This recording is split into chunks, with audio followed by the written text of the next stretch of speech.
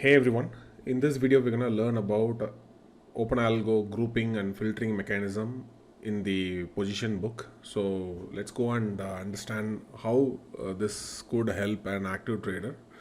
So I'll go to the OpenAlgo here. So I'm under the position book. So under the position book, if you are upgrading to the latest version, you'll be seeing the settings section.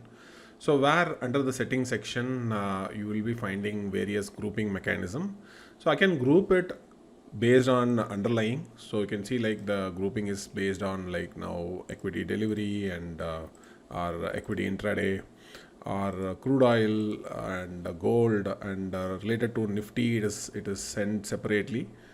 Even if I'm gonna change, let's say like if I go to the settings, let's say I can even filter it out with further filters. Let's say like I want to see only NRML, so other things will get automatically got filtered out. So if you're having groupings of Nifty, Bank Nifty, all those things will be completely separated differently. Or if you want to group along with underlying and expiry, that also you can do that. So expiry level filtering would have been done where Nifty 2nd December there is a separate filtering, and 30th December 2025 that has been like separate filtering.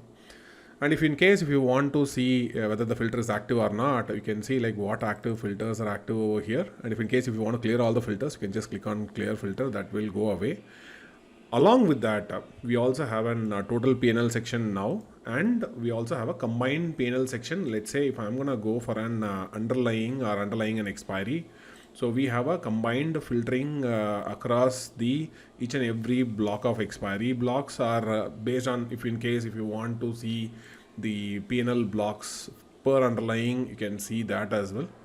So accordingly, your PNL for an individual PNL and overall PNL will be calculated accordingly. So I hope this helps active traders. So let me know what you think in comments. Thank you. Bye bye.